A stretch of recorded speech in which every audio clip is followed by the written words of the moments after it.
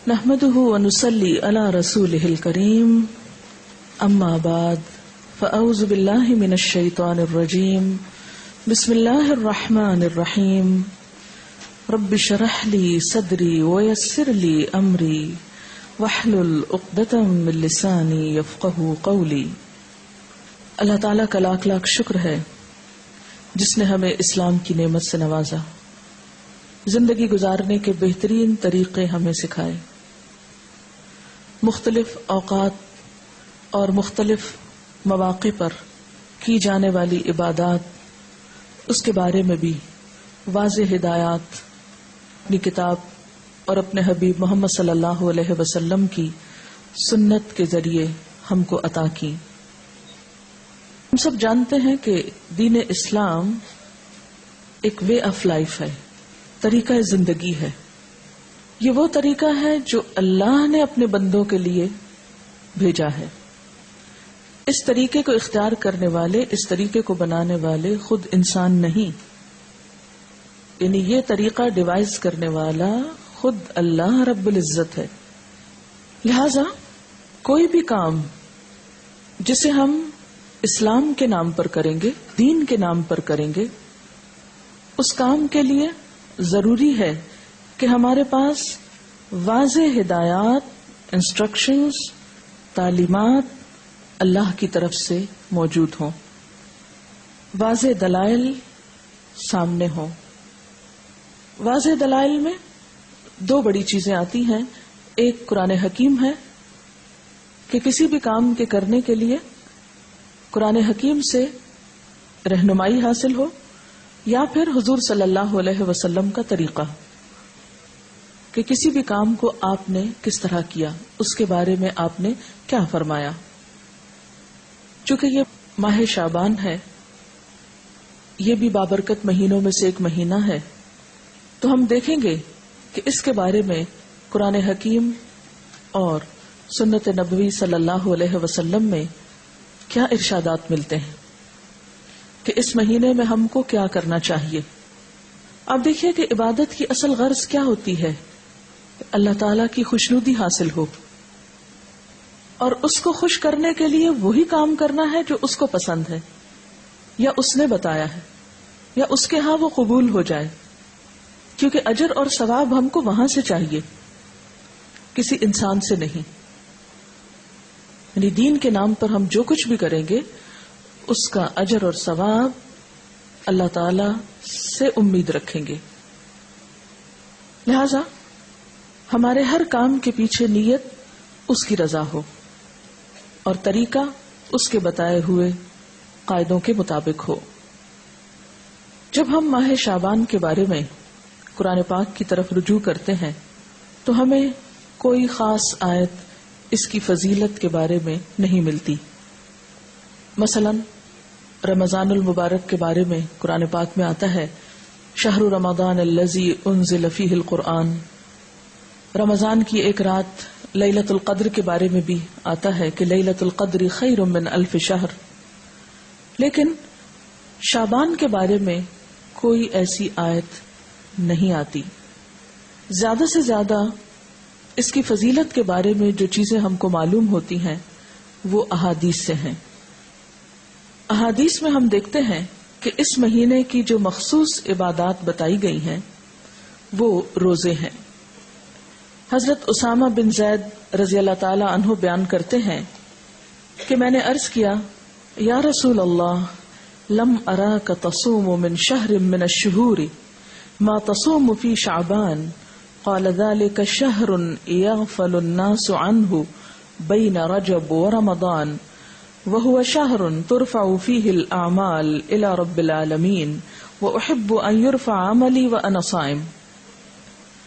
حضرت اسامہ بن زید رضی اللہ تعالی عنہ بیان کرتے ہیں کہ میں نے سوال کیا، اے اللہ کے رسول صلی اللہ علیہ وسلم، میں آپ کو کسی مہینے میں سوائے رمضان کے اتنے روزے رکھتے ہوئے نہیں دیکھتا جس قدر روزے آپ شعبان میں رکھتے ہیں۔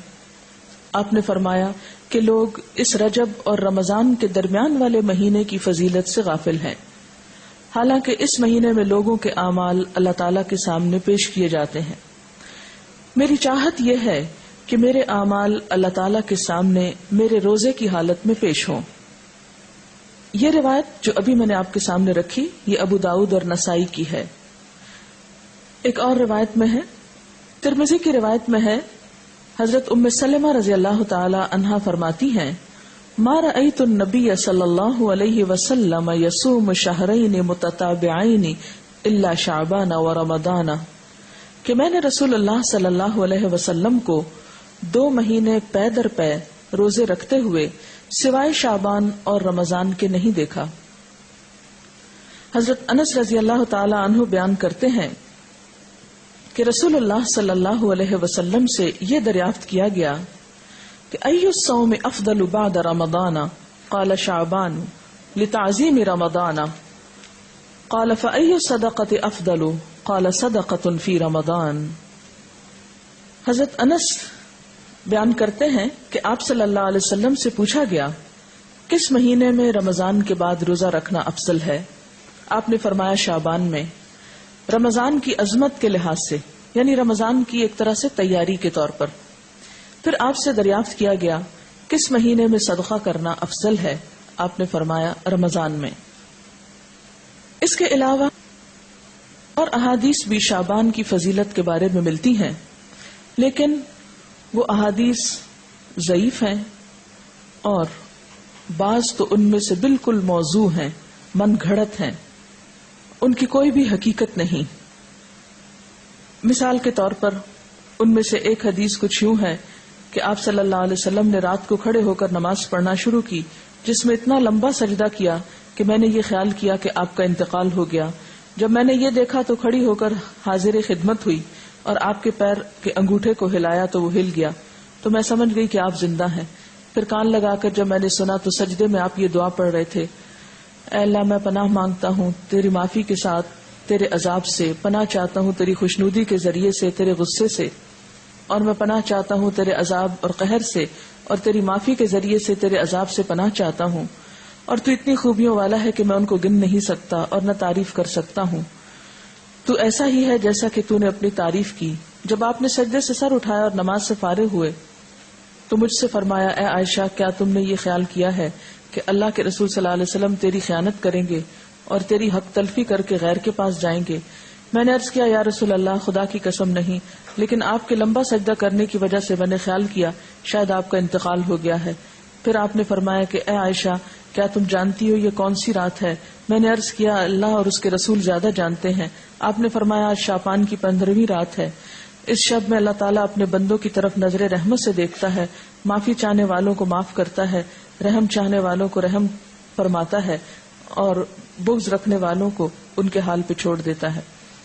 لیکن اس حدیث کی کوئی بھی اصل نہیں، یہ حدیث جو ہے درست نہیں اور اس پر اعتبار نہیں کیا جا سکتا. اسی طرح ایک اور اسی قسم کی حدیث جو عام طور پر آپ اخباروں میں پڑھیں گے اور بہت تحریروں میں ہائی لائٹ کر کے یہ باتیں لکھی ہوئی آپ کو ملیں گی، لیکن اس حدیث کی بھی کوئی حقیقت نہیں ہے. اور وہ کیا ہے کہ حضرت عائشہ نے بیان کیا کہ رسول اللہ صلی اللہ علیہ وسلم نے فرمایا کہ میرے پاس جبریل تشریف لائے تھے اور فرمایا آج کی رات شعبان کی 15ویں رات ہے. اس رات میں اللہ تعالیٰ قبیلہ کلب کی بکریوں کے بالوں کے شمار کے برابر دوزخ سے لوگوں کو آزاد کرتا ہے. اس رات میں مشرک کی طرف نظر رحمت سے نہیں دیکھتا، نہ کینہ پرور کی طرف دیکھتا ہے، نہ رشتہ کاٹنے والوں کی طرف اور نہ ٹخنے سے نیچے پائجامہ لٹکانے والوں کی طرف، نہ ماں باپ کے نافرمان کی طرف، نہ شراب پینے والے کی طرف. تو اس کی بھی کوئی حقیقت نہیں ہے، یہ بھی بالکل ایک من گھڑت سی حدیث ہے. لیکن چونکہ یہ فضیلت کے باب میں ہے اس لیے عام طور پر لوگ ان کو بے دریغ روایت کرتے رہتے ہیں. اسی طرح ایک اور موضوع حدیث انشاءاللہ علوم الحدیث آپ پڑھیں گے تو آپ کو اس کی پوری ہسٹری بتائی جائے گی. موضوع حدیث ایک اور بھی ہے کہ آپ صلی اللہ علیہ وسلم نے فرمایا جو شخص 15ویں شعبان کی رات میں 100 رکعتیں پڑھتا ہے تو اللہ تعالیٰ اس کی طرف 100 فرشتے بھیجتا ہے، 30 اسے جنت کی خوشخبری دیتے ہیں، 30 اسے آگ کے عذاب سے امن دیتے ہیں اور اسے دنیا کی بلاؤں سے دور رکھتے ہیں، اور 10 اسے شیطان کے دھوکے سے دور رکھتے ہیں. یہ بھی بالکل من گھڑت حدیث ہے اور ناقابل اعتبار. اسی طرح ایک اور روایت بیان کی جاتی ہے کہ شعبان کی 15ویں رات میں جو شخص 12 رکعت نماز پڑھے گا، ہر رکعت میں قل هو اللہ 30 مرتبہ، وہ نہیں مرے گا تا وقت اپنا ٹھکانہ جنت میں نہ دیکھ لے. از اٹ پاسبل کہ کوئی شخص یعنی جنت دنیا میں دیکھ لے، کیونکہ حدیث میں آتا ہے کہ وہ ایسی جگہ ہے کہ کسی آنکھ نے اس کو دیکھا ہی نہیں، کوئی دماغ اس کا تصور نہیں کر سکتا، خواب میں بھی کوئی نہیں دیکھ سکتا، تو کہاں یہ کہ وہ دیکھ لے. یہ بالکل من گھڑت سٹوری ہے اور ناقابل اعتبار. اور اس کی سفارش اس کے گھر کے 10 جہنمیوں کے بارے میں قبول کی جائے گی. آپ خود سوچیں ذرا اس کی حقیقت پر کہ ایک شخص ساری زندگی 5 وقت نماز پڑھتا ہے، صدقہ خیرات کرتا ہے، جھوٹ سے بچتا ہے، حرام سے بچتا ہے، اس کے بارے میں تو کوئی ایسی خوشخبری نہیں سنائی گئی. اور کہاں یہ کہ ایک شخص ایک رات میں کھڑے ہو کر ایک رکعت میں 30 دفعہ قل هو اللہ پڑھ لے اور اس کے لیے اتنی بڑی بشارتیں کہ وہ دنیا میں ہی جنت دیکھ لے اور 10 گھر والوں کو بچا لے کہ جن کے بارے میں جہنم کا فیصلہ ہو چکا. یہ بات تو عقل بھی نہیں مانتی، کہاں یہ کہ اس کے اوپر دین کے اعتبار سے کوئی اعتماد کیا جا سکے.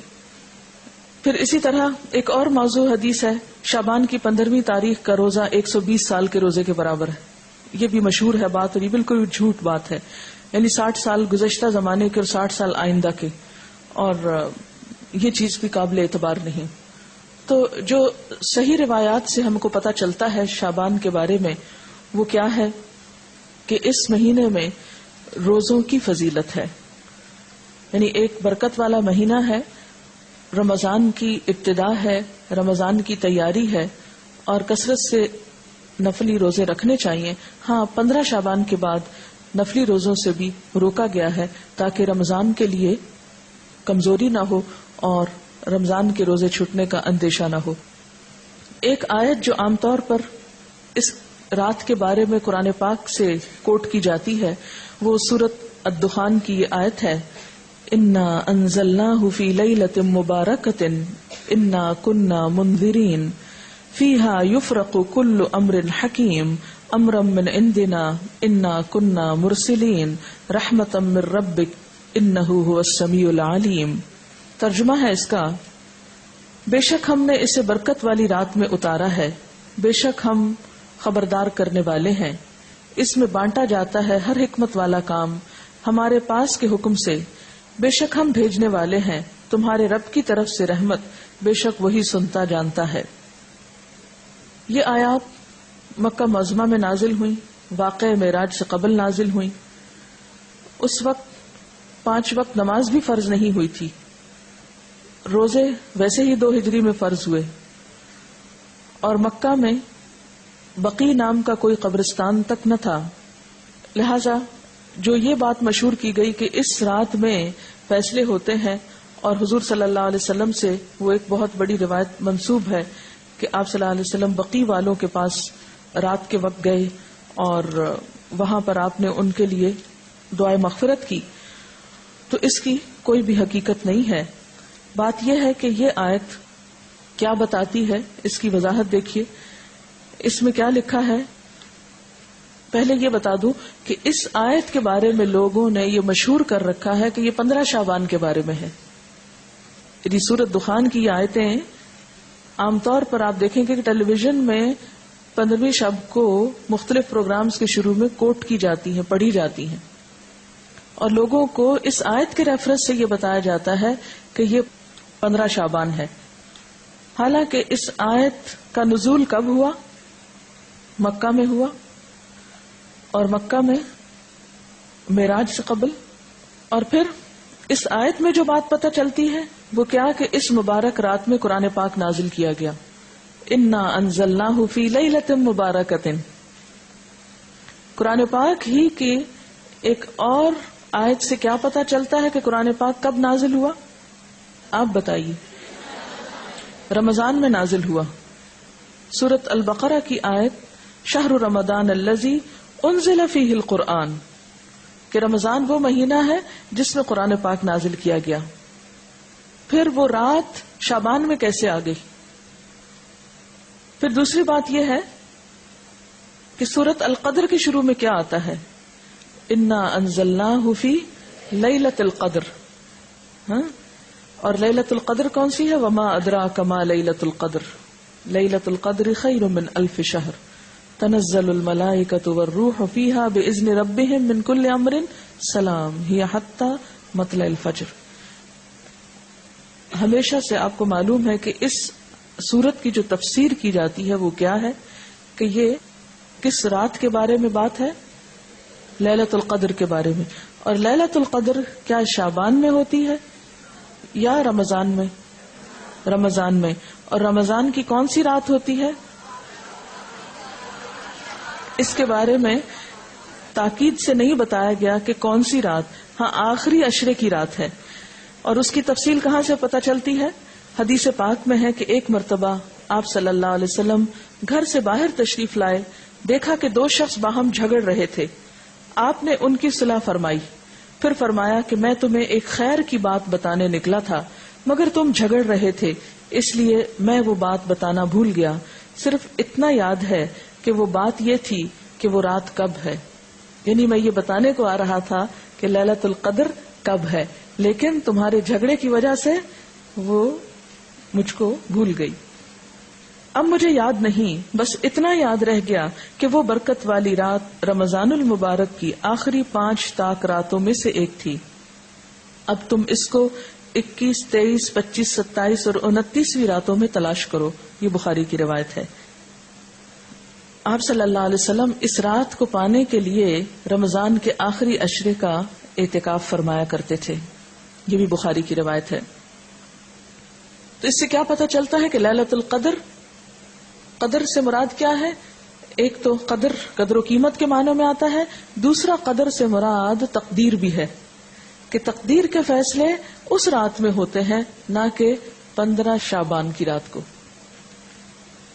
اور پھر آپ دیکھیں کہ اس میں ان آیتوں میں جو میں نے آپ کے سامنے سورۃ الدخان کی پڑھی ہیں، ان میں آتا ہے فیہا یفرق کل امر حکیم. فیہا سے مراد کیا ہے؟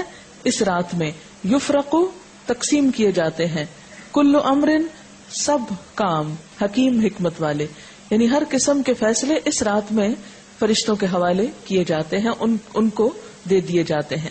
تو اس سے بھی کیا پتہ چلتا ہے کہ سورۃ الدخان کی یہ آیت 15 شعبان کے بارے میں نہیں ہے، بلکہ لیلۃ القدر کے بارے میں ہے، جس میں قرآن پاک بھی نازل ہوا اور جس میں لوگوں کی قسمتوں کے بھی فیصلے کیے جاتے ہیں. پھر اسی طرح یہ بات ہے کہ عام طور پر یہ کہا جاتا ہے، یعنی شعبان کے مہینے میں جو مختلف کام ہوتے ہیں ان کی تھوڑی سی حقیقت بتانا چاہوں گی کہ ہمارے ہاں جو چیزیں مشہور ہیں ان کی اصل کیا ہے. پہلی بات تو یہ کہ شعبان بابرکت مہینہ ہے، لیکن اس کی واحد برکت کیا ہے؟ روزے رکھے جائیں، اعمال اللہ کے ہاں پیش ہوتے ہیں.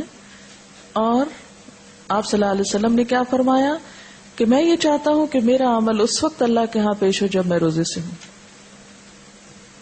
اس سے زیادہ کوئی چیز کسی اوتھینٹک ذریعے سے ہم کو نہیں ملتی کہ کسی اور عمل کی بھی ضرورت ہے. ہمارے ہاں یہ رات یعنی شعبان میں خاص طور پر 15 شعبان کی رات شب برات کے نام سے مشہور ہے، جس کو شب برات کہتے ہیں. آپ دیکھیے کہ اسلام میں جو اہم دن آتے ہیں قرآن پاک اور سنت رسول صلی اللہ علیہ وسلم سے پتہ چلتے ہیں، ان میں سے بعض یہ ہیں، مثلا یوم الحج، یوم عرفہ جس کو کہتے ہیں، یوم ترویہ جس دن حج کی ابتدا ہوتی، یوم نحر جس دن قربانی ہوتی، شہر رمضان جب روزے رکھے جاتے، لیلۃ القدر جو رمضان ہی کے آخری راتوں میں سے ایک ہے، قرآن جس میں نازل ہوا، عید الاضحیٰ، عید الفطر، ایام بیس. ایام بیس کیا ہیں؟ ہر مہینے کے 13، 14 اور 15، یعنی ایک 14ویں سے پہلے کی رات اور ایک 14ویں کے بعد کی رات. ان کے جو دن ہیں، یعنی 13 کا دن، پھر 14 کا دن اور 15 کا دن، ان دنوں میں روزہ رکھنا جو ہے وہ مسنون ہے. یعنی ہر مہینے جو شخص روزے رکھنا چاہے وہ ان 3 دنوں میں رکھے. ان کو ایام بیس اس لیے کہتے ہیں کہ ان کی راتیں بھی روشن ہوتی ہیں. پھر اسی طرح یوم الجمعہ، اس کی فضیلت آئی ہے، سورۃ الجمعہ بھی ہے. اسی طرح ایام تشریق ہیں، یا کچھ اور دن بھی ہو سکتے ہیں جن کا براہ راست ذکر جو ہے وہ قرآن پاک میں نہیں آیا. لیکن شب برات کا نام نہ کہیں قرآن میں آیا ہے اور نہ کہیں حدیث میں آیا ہے. شب برات نہ قرآن میں نہ حدیث میں. اس کی ایک وجہ تو یہ بھی ہو سکتی ہے کہ اس کا یہ جو لفظ ہے شب، یہ عربی کا لفظ ہی نہیں ہے. یہ کس کا لفظ ہے؟ فارسی کا لفظ ہے، اور اگر اس کے آگے رات لگاتے ہیں شب رات تو رات بھی عربی کا لفظ نہیں، اور اگر آپ اس کے آگے برات لگاتے ہیں شب برات تو برات بھی عربی کا لفظ نہیں، یہ شاید سنسکرت کا لفظ ہے جو شادی میں برات آتی ہے۔ بعض لوگ یہ کہتے ہیں کہ اس کا نام شب براءت ہے، براءت کہتے ہیں بیزاری کو، جیسے سورۃ توبہ کے شروع میں آپ نے پڑھا براءۃ من اللہ ورسولہ، سورۃ توبہ کی ابتدا اسی سے ہوتی ہے۔ تو براءت کا لفظی معنی کیا ہوتا ہے؟ بیزاری۔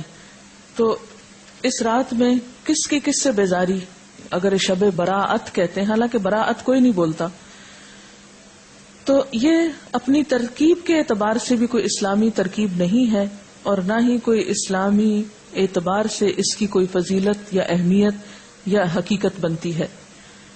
شب برات جو ہے یا شب رات جو ہے ہمارے ہاں عام طور پر باقاعدہ جشن کی شکل میں منائی جاتی ہے، حالانکہ اسلام میں جشن کے دن صرف دو ہیں، عید الفطر اور عید الاضحیٰ۔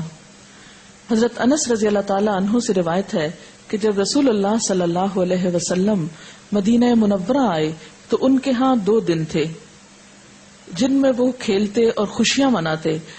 آپ صلی اللہ علیہ وسلم نے ان کے بارے میں دریافت فرمایا تو آپ کو بتایا گیا مدینہ والوں کی طرف سے کہ ہم جاہلیت کے زمانے سے یہ 2 دن مناتے چلے آ رہے ہیں۔ آپ صلی اللہ علیہ وسلم نے فرمایا اللہ تعالیٰ نے تم کو اس سے بہتر 2 دن عطا کر دیے ہیں، عید الفطر اور عید الاضحیٰ۔ تو شب برات کا جو جشن ہے، یعنی رات کو آتش بازی اور مخصوص قسم کے کھانے پکانا، ان کو اسلام کا ایک حصہ بنا لیا گیا۔ اگر آپ اس کو اپنے کلچر کا حصہ کہیں یا اپنی روایات کا حصہ جو بر صغیر کی ہیں خاص طور پر، تو کوئی بات نہیں۔ مثلاً آپ 14 اگست مناتے ہیں یا آپ 9 نومبر آج منا رہے ہیں، بہت سے لوگ گھروں میں چھٹی کر کے منانے کا ہمارے ہاں ایک ہی طریقہ ہے، چھٹی کر لی جائے۔ علامہ اقبال نے دن رات کام کیا تھا اور ہم دن رات چھٹیاں کرنا چاہتے ہیں۔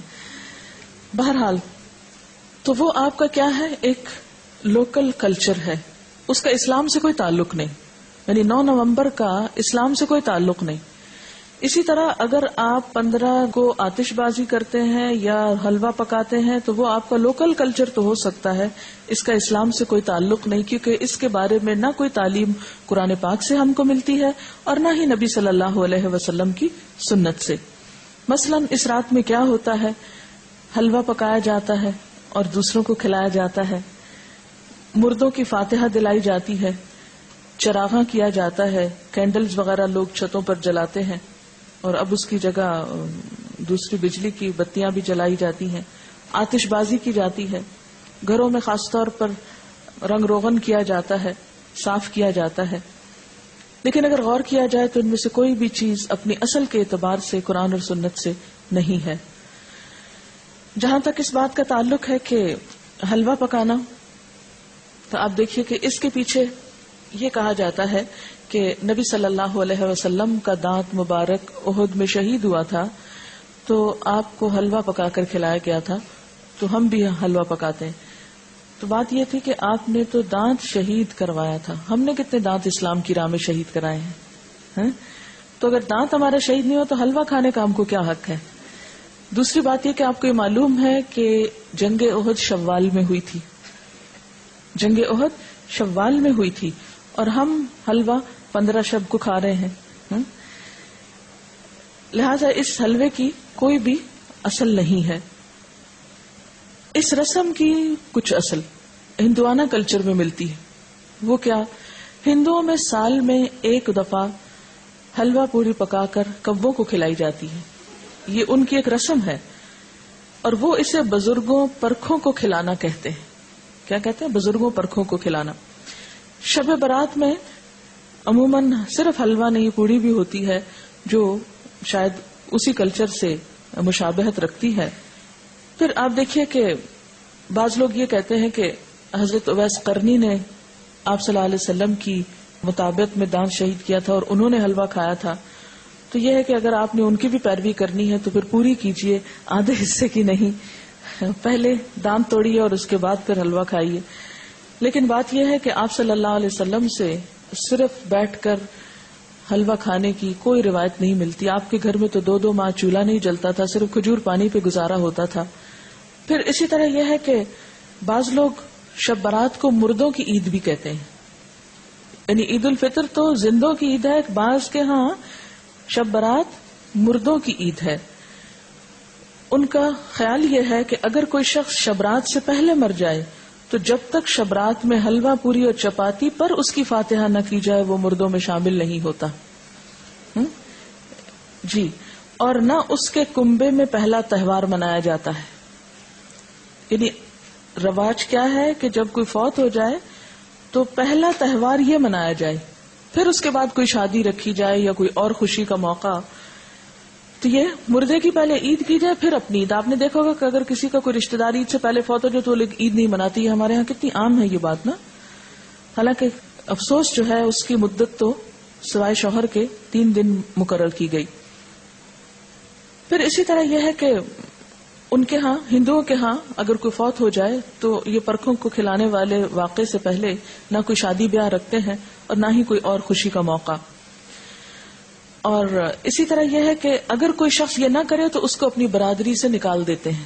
یہ بھی ہندوؤں کے ہاں ہے. جب تک وہ برادری والوں کو روٹی نہ کھلائے یا یہ حلوہ پوری نہ کھلائے اس وقت تک اسے برادری میں شامل نہیں کرتے, کیونکہ ان کے ہاں ذات پات اور برادری سسٹم بہت اسٹرانگ ہے. تو انہی کے اس کلچر سے متاثر ہو کر ہمارے ہاں بھی مردوں کی عید کے نام سے شبرات کو حلوہ پوری پر فاتحہ جو ہے ان کے لیے دی جانے لگی. ان کے ہاں یہ بھی خیال کیا جاتا ہے کہ جب تک یہ رسم ادا نہ ہو انسان مردوں میں شریک نہیں ہوتا, وہ معلق رہتا ہے. اب آپ دیکھیں کہ جو لوگ یہ رسم نہیں کرتے ان کے تو سب مرنے والے اب تک لٹک رہے ہیں کہیں اور وہ مردوں میں شریک نہیں ہوئے. تو یہ کتنی نان سینس قسم کی بات ہے. کیا کوئی دین اس قسم کی تعلیمات دے سکتا ہے؟ اسی طرح بعض لوگوں کے ہاں یہ رواج بھی ہے کہ وہ گھروں کی صفائی کر کے ایک مخصوص جگہ پر حلوہ چپاتی رکھتے ہیں, اور موسمی پھل بھی اور مٹھائیاں بھی اور کھانے پینے کی چیزیں بھی, اور وہ کہتے ہیں کہ یہ مرنے والے کے لیے ہیں اور ہر وہ چیز رکھی جاتی ہے جو مرنے والے کو پسند ہوتی ہے. اور بعض اوقات لوبان اور اگربتی وغیرہ جلا کر بھی اس کو مزید بارونق کیا جاتا ہے. اور بعض لوگوں نے یہ بھی تصور قائم کر رکھا ہے کہ میت کی روح 40 دن تک گھر پر آتی رہتی ہے اور خصوصاً شبرات کو بھی آتی ہے, یعنی 40 دن تک آنے کے علاوہ شبرات کو بھی آتی ہے. تو اس کا کوئی ثبوت نہ قرآن پاک سے ہم کو ملتا ہے اور نہ ہی حدیث سے ملتا ہے. ابھی ریسنٹلی آپ نے سورۃ المومنون پڑھی, اس میں آپ نے برزخ کے بارے میں پڑھا, وَمِن وَرَائِهِمْ بَرْزَخٌ إِلَىٰ يَوْمِ يُبْعَثُونَ, کہ مرنے والا جب مر جاتا ہے تو ان کے پیچھے کیا ہے؟ برزخ, پردہ آ گیا. کب تک؟ إِلَىٰ يَوْمِ يُبْعَثُونَ. کہاں اب ان کا آپ کے گھروں میں آنا اور آ کر کھانے پینے کی چیزیں دیکھ کر ترسنا, کیونکہ اب وہ خود تو کھا نہیں سکتے. یعنی یہ کتنے افسوس کی بات ہے کہ ایک روح آ رہی ہے اور آپ اس کے لیے کھانے پینے کی چیزیں رکھ رہے ہیں جو وہ کھا بھی نہیں سکتی. تو دین میں اس قسم کے کوئی عمل نہیں ہے کہ جو عقل سے مطابقت نہ رکھتے ہوں. جی, یہ پوچھ رہی ہیں کہ وہ سب پھر کھاتا کون ہے؟ اگر سمجھ بھی لیا جائے کہ وہ سپوز کہ وہ آتے ہیں تو آ کے دیکھ کے چلے جاتے ہیں اور پھر ہم خود بیٹھ کے کھا لیتے ہیں یا اوروں کو کھلا دیتے ہیں. یہ کس قدر شرمناک بات ہے کہ مہمان نے تو کچھ کھایا نہیں اور اپنی موج کر لی ہم نے. اور بعض لوگ اس کی دلیل جو روحوں کے آنے کی کہتے ہیں کہ قرآن پاک میں بھی روح کا لفظ آیا ہے, اور حالانکہ آپ جتنی آیتیں بھی اس ضمن میں پڑھ چکے ہیں وہ حضرت جبریل علیہ السلام کے بارے میں ہے یا وحی کے بارے میں ہے. اور بعض لوگوں کا خیال یہ ہے کہ اگر شبرات کو یہ فاتحہ نہ دلائی جائے تو مردے غمگین واپس جاتے ہیں, اور اگر فاتحہ دلائی جائے تو مردے خوش خوش واپس جاتے ہیں. یہ ہندوانہ سوچ ہے, کیونکہ ہندوؤں کے ہاں روحیں بھٹکتی پھرتی ہیں. انشاءاللہ آپ کو لیٹر آن یہ 3 بڑے مذاہب جو بر صغیر سے متعلق ہیں, ہندوازم اور بدھزم اور سکھوں کے بارے میں انشاءاللہ کچھ لیکچرز دلوائے جائیں گے. یہ ہم آخر میں بالکل کرتے ہیں, اور اس وقت جب آپ قرآن پاک تقریباً پڑھ چکے ہو تاکہ آپ جب وہ سنیں تو قرآن کو کمپیئر کر سکیں کہ ان باتوں کی تردید قرآن میں کس کس طریقے سے ہوتی ہے. پھر آپ کے اپنے اندر بھی ایک میزان پیدا ہو جاتا ہے نا. اگر ہم ابھی آپ کو سنا دیں تو شاید آپ کو وہ ایک معلومات سے زیادہ کوئی چیز نہ لگے. تو ہندوؤں کے ہاں یہ سمجھا جاتا ہے کہ روحیں بھٹکتی پھرتی ہیں اور ان کے خیال میں تو بعض اوقات وہ دشمنوں سے انتقام بھی لیتی ہیں، لیکن قرآن پاک سے اور حضور صلی اللہ علیہ وسلم کی سنت سے کہیں ثابت نہیں. آپ صلی اللہ علیہ وسلم نے کبھی نہیں فرمایا کہ آج حضرت خدیجہ کی روح واپس آئی ہے، یا میرے والدین کی روح آئی ہے، یا آپ کے بیٹے جو آپ کی زندگی میں فوت ہو گئے تھے ان میں سے کسی کی روح آئی، یا آپ کے جو عزیز چچا تھے حضرت حمزہ ان کی کوئی روح، یا دیگر کسی کی بھی روح کے بارے میں آپ صلی اللہ علیہ وسلم سے کوئی بھی ایک روایت نہیں ملتی. زیادہ سے زیادہ جو ملتا ہے یہ سورۃ المومنون کی آیت ہے جو کیا بتاتی ہے کہ مرنے والوں کے پیچھے وَمِن وَرَائِهِمْ بَرْزَخٌ إِلَى يَوْمِ يُبْعَثُونَ. اور برزخ کا لفظی معنی کیا ہے؟ پردہ، اوٹ، حجاب، آڑ، کہ اب وہ ادھر نہیں آ سکتے، ہم ادھر نہیں جا سکتے، وہ ادھر نہیں آ سکتے. یہی تو اصل جدائی ہے، ورنہ سینسز ہمارے اندر بھی ہیں اور سینسز ان کے اندر بھی ہیں. موت اس چیز کا نام نہیں کہ سینسز ختم ہو گئے، سینسز ان کے بھی موجود ہیں اور ہم لوگ بھی جیتے جاگتے ہیں. موت آپ یوں سمجھ سکتے ہیں کہ جیسے ایک یہ کمرہ ہے، اس وقت ہم یہاں بیٹھے اور ایک ساتھ والا کمرہ ہے اور ان دونوں کے بیچ میں ایک دیوار ہے. اس کا دروازہ کھلتا ہے تو ایک شخص ادھر چلا جاتا ہے. موت کا بھی یہی ہوتا ہے کہ وہ ایک مخصوص گیٹ کھلتا ہے اور انسان اس دنیا سے رخصت ہو کے دوسری دنیا میں چلا جاتا ہے. موت فنا کا نام نہیں، موت صرف انتقال ہے، ایک جگہ سے دوسری جگہ جانے کا نام ہے. یہاں بھی انسان خوشی غم محسوس کرتا ہے اور برزخ میں بھی انسان خوشی غم محسوس کرتا ہے. دنیا میں خوشی غم کے اسباب اور ہوتے ہیں، برزخ میں خوشی غم کے اسباب انسان کے اعمال ہوتے ہیں. وہاں ان کو خوشیاں ملتی ہیں جو اچھے عمل کر جائیں، یا ان کے پیچھے ان کی اولاد کوئی اچھے کام کرے، یا صدقہ جاریہ کے کچھ کام چھوڑ جائیں تو وہ ان کی خوشیوں کا سبب ہوتے ہیں. کیونکہ دنیا میں ہم عام طور پر مال وغیرہ یا لوگوں کے جمع ہونے یا کھانے پینے کی محفلوں میں خوش ہوتے ہیں، جبکہ وہاں پر ایسی نہ کوئی محفل ہے اور نہ ایسے کوئی انتظام ہے اور نہ یہ چیزیں وہاں پر فائدہ دیتی ہیں. جیسے کہ قرآن پاک میں آتا ہے یوم لا ينفع مال ولا بنون الا من اتى الله بقلب سلیم. اس دن نہ مال اور نہ بیٹے کچھ بھی کام نہیں آئے گا سوائے اس کے جو قلب سلیم یعنی سلامت دل لے کر آیا کہ جس میں صرف اللہ کی ذات جمی ہوئی ہو. اسی طرح یہ ہے کہ ہمارے ہاں چراغاں اور آتش بازی کی جاتی ہے، لائٹنگ کی جاتی ہے.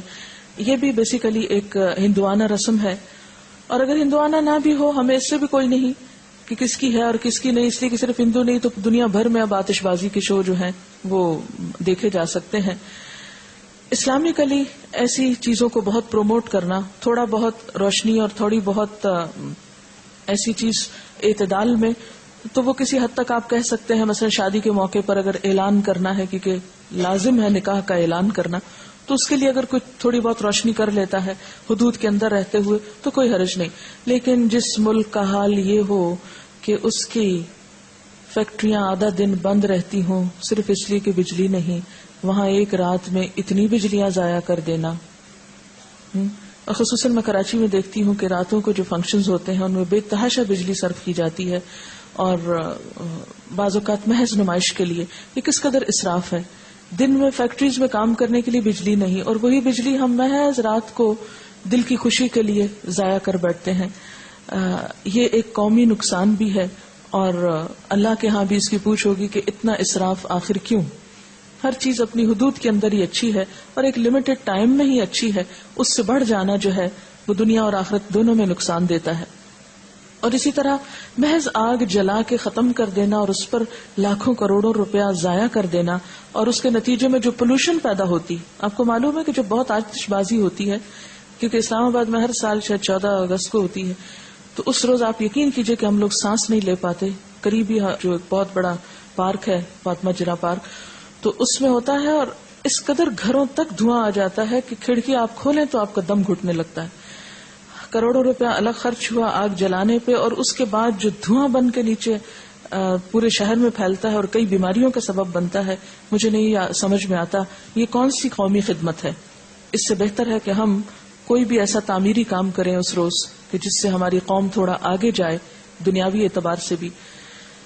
بہرحال اپنے خون پسینے کی کمائی کو آگ جلا کر اڑا دینے میں اور لوگوں کو اذیت دینے میں اور محض وقتی صرف ایک ایکسائٹمنٹ میں خرچ کر دینا، اسلام کی روح سے میل نہیں کھاتا.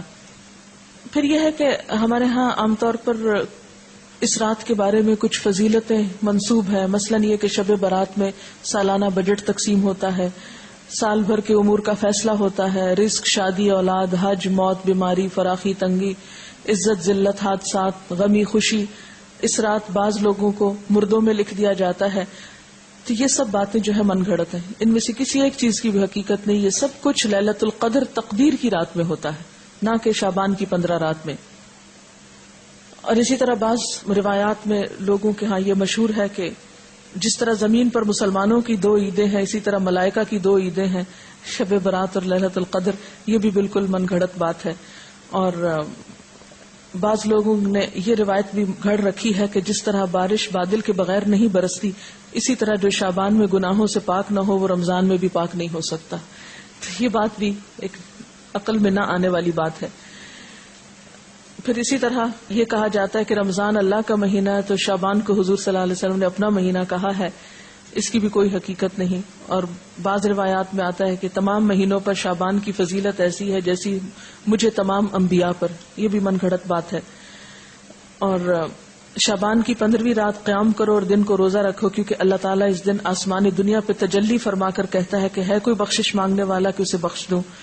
یہ تو ہر رات میں ہوتا ہے. صحیح حدیث سے کیا پتہ چلتا ہے کہ ہر رات اللہ تعالیٰ آسمانی دنیا پہ نزول فرماتے ہیں اور یہی فرماتے ہیں کہ ہے کوئی بخشش مانگنے والا کہ میں اسے بخش دوں، ہے کوئی مصیبت زدہ کہ میں اس کی مصیبت دور کروں.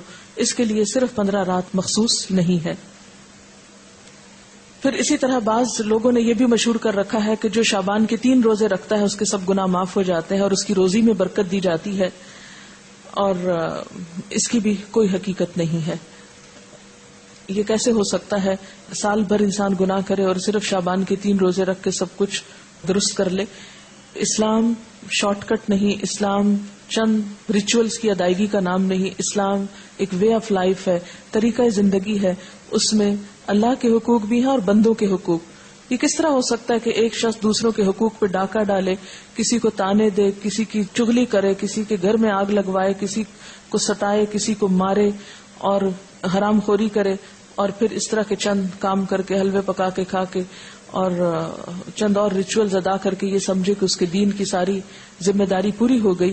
ایسی کوئی چیز قرآن کی روح سے تو ہم کو معلوم نہیں ہوتی. پھر اسی طرح یہ ہے کہ بعض لوگ 15 شب کو جاگتے ہیں اور صبح روزہ رکھتے ہیں، اور ان کے نزدیک یہ رات کو جاگنا اور صبح روزہ رکھنا جو ہے یہ سارے گناہوں کی معافی کا ذریعہ ہے. اس کے بارے میں ایسی کوئی بشارت یا کوئی فضیلت کسی صحیح حدیث میں نہیں آئی. ایک ضعیف حدیث میں ایسی چیز ملتی ہے. اس لیے اگر کوئی اپنے شوق سے کسی ایک رات میں جاگنا چاہے تو وہ صرف 15 نہ جاگے، 13 بھی جاگ لے، 14 بھی جاگ لے، یا کوئی اور رات بھی شعبان کی جاگ لے. صرف اسی رات کو مخصوص نہیں کرنا چاہیے. عام طور پر لوگ یہ کہتے ہیں کہ کیا فرق پڑتا ہے، کوئی نیکی کرتا ہے تو کرتا رہے، تو ٹھیک ہے وہ ان کی مرضی. لیکن اگر کوئی یہ سمجھے کہ اس نیکی سے میرے سارے گناہ معاف ہو جائیں گے یا میرے اگلے پچھلے گناہوں کی صفائی ہو جائے گی، تو ایسی کوئی توقع نہیں رکھنی چاہیے. وہ تو یہ بھی ہو سکتا ہے کہ آپ کسی بھی وقت اللہ سے رو کر دعا مانگے تو ہو سکتا ہے پچھلے سارے گناہ معاف ہو جائیں.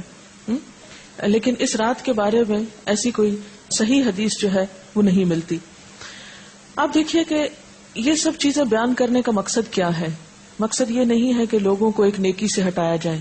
مقصد یہ ہے کہ لوگوں کو خود ساختہ بوجھ سے نکالا جائے. جب ہم دین میں کوئی چیز خود ایجاد کرتے ہیں، خود اس کی فضیلت بنا لیتے ہیں، اس کی پابندی کرتے ہیں، تو بسا اوقات ہم اپنے اوپر ناروا بوجھ ڈال لیتے ہیں. یہود و نصارہ کے ہاں اپنے روحانی تزکیے کے لیے کچھ عبادات انہوں نے خود سے خود گھڑ لی تھی جو اللہ کی طرف سے ان پر عائد نہیں تھی. آہستہ آہستہ کیا ہوا، وہ اصل عبادات سے بالکل دور چلے گئے اور خود ساختہ عبادات اپنی گردن پر لاد لیں. اور نتیجہ کیا ہوا کہ وہ ایک وقت آیا کہ وہ بالکل دین سے بیگانہ ہو گئے. آج ہمارے معاشرے میں بھی ہم دیکھتے ہیں کہ جو اصل دین ہے اس سے ہم کوسوں دور ہیں. جو کرنے کے کام ہیں وہ ہم کرتے نہیں، اور جو نہیں کرنے کے کام ان کو ہم بہت پابندی سے کرنا شروع ہو گئے ہیں. اس کا نتیجہ کیا نکلا ہے کہ ہم ایسے بوجھ تلے دب گئے ہیں کہ جس نے ہم سے ہمارے فرائض بھی بعض اوقات چھڑا دیے. نبی صلی اللہ علیہ وسلم کے آنے کی غرض جو قرآن پاک میں بتائی گئی ہے سورۃ الاعراف میں، وہ کیا ہے؟ وَيَحِلُّ لَهُمُ الطَّيِّبَاتِ وَيُحَرِّمُ عَلَيْهِمُ الْخَبَائِثَ وَيَدَعُ عَنْهُمْ إِسْرَهُمْ وَالْأَغْلَالَ الَّتِي كَانَتْ عَلَيْهِمْ، اور پاکیزہ چیزوں کو وہ ان کے لیے حلال بتاتے ہیں اور گندی چیزوں کو ان پر حرام فرماتے ہیں، اور ان لوگوں پر جو بوجھ اور طوق یعنی پچھلی شریعتوں نے ڈال دیے تھے ان کو دور کرتے ہیں۔ تو نبی صلی اللہ علیہ وسلم نے پچھلی شریعتوں کی سب من گھڑت عبادات کو ختم کر دیا اور صاف ستھرا قابل عمل دین ہمارے لیے چھوڑا، کہ جس میں دن میں 5 نمازیں فرض ہیں، تو سال میں 1 رمضان کے روزے فرض ہیں، اور 1 مرتبہ صاحب حیثیت لوگوں پر زکوٰۃ فرض ہے سال میں، اور زندگی میں 1 مرتبہ حج فرض ہے صاحب استطاعت لوگوں پر۔ اس کے علاوہ کچھ چیزیں سنت کے درجے میں، کچھ نوافل کے، کچھ مستحب کے درجے میں ہے کہ کر لو تو بہت اچھا، نہیں کر سکتے تو پوچھ نہیں، اور کبیرہ گناہوں سے بچنے پر زور ہے۔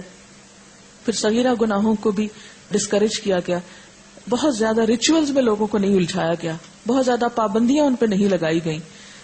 لیکن جو ہی ہم دین کا نام لیتے ہیں تو ہمارے سامنے کرو اور نہ کرو کچھ ایسی چیزیں آ جاتی ہیں کہ جو عموماً پریشان کر دیتی ہیں۔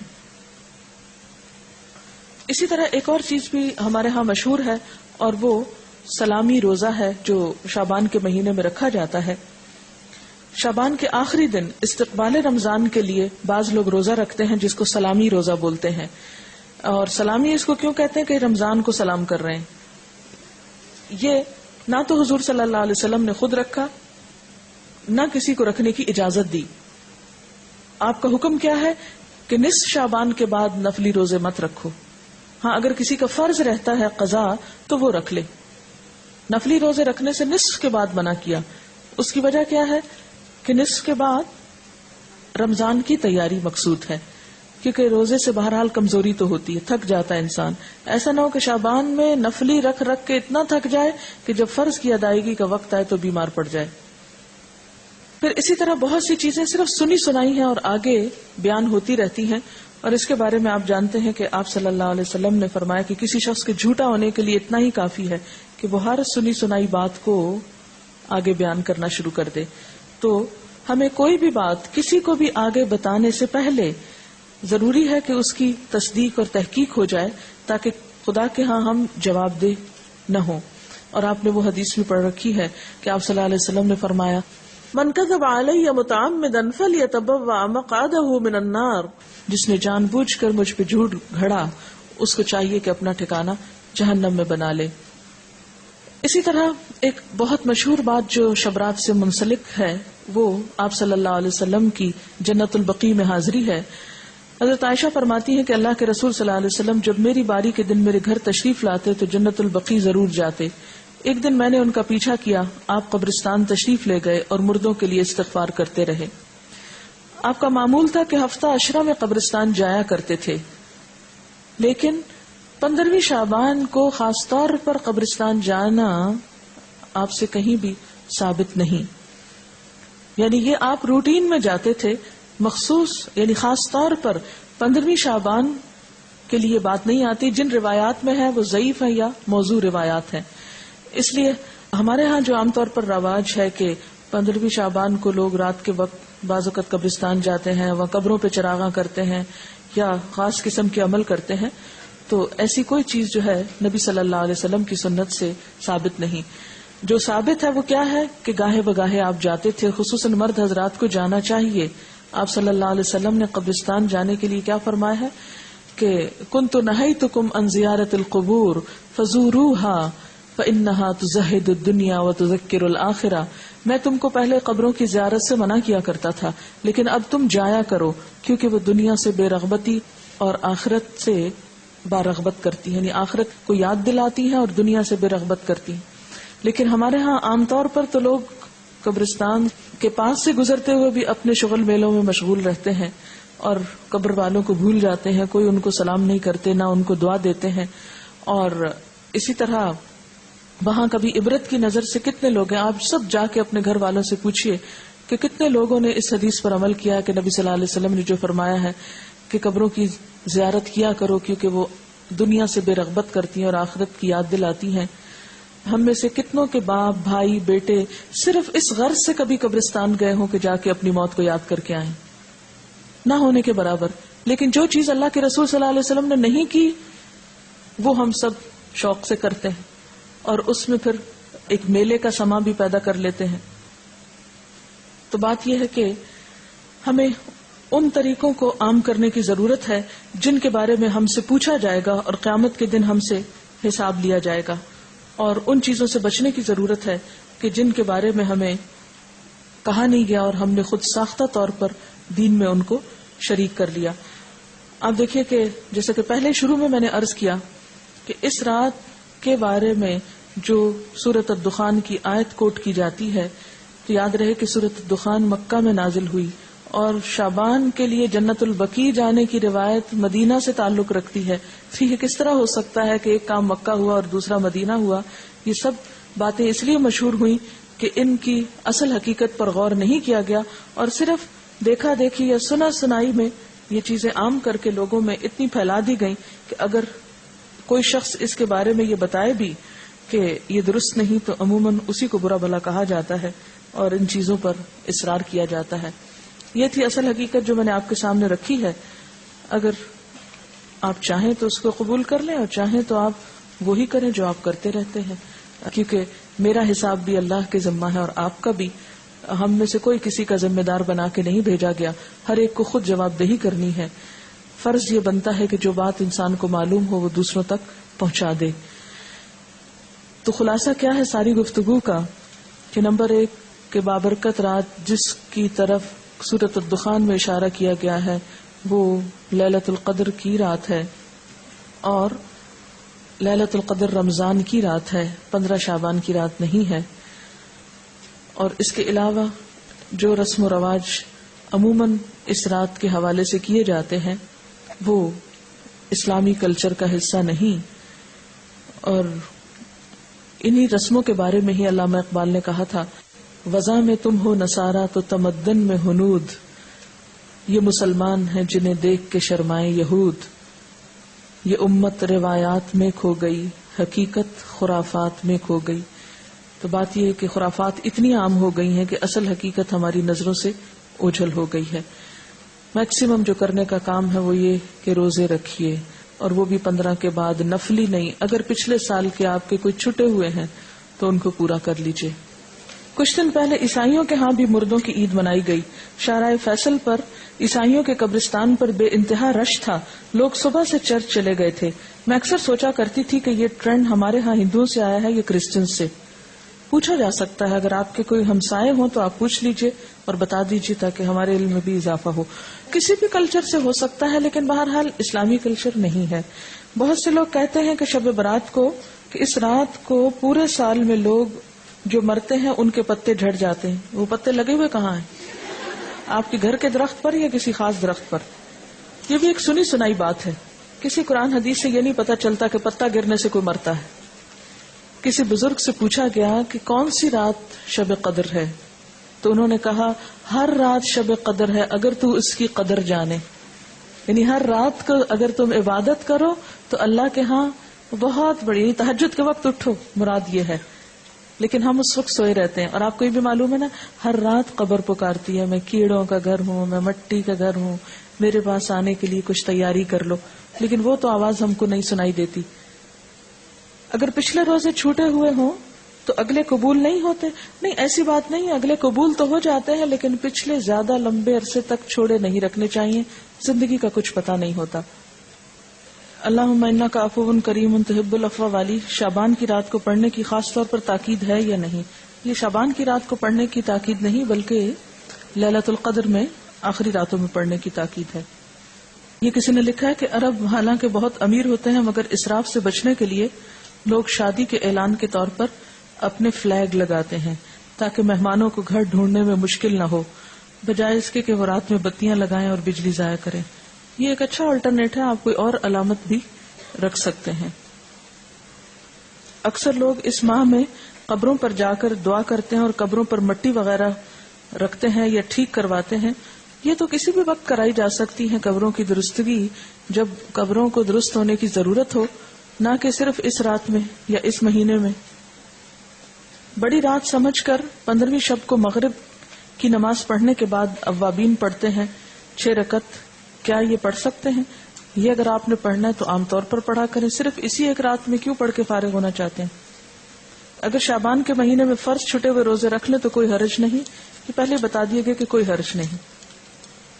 کیا 15 شعبان کی رات اور اگلے دن کے روزے کا کانسیپٹ اور ممالک میں بھی ملتا ہے؟ جی ہاں، بعض اور ممالک میں بھی ضعیف احادیث پر لوگ عمل کرتے ہیں اور کچھ نہ کچھ عبادت وغیرہ کرتے ہیں، لیکن یہ کہ جس طرح ہمارے ہاں خاص طور پر آتش بازی اور مردوں کی عید اور اس قسم کی چیزیں ہیں، یہ عموماً نہیں ملتی. وآخر دعوانا ان الحمد للہ رب العالمین.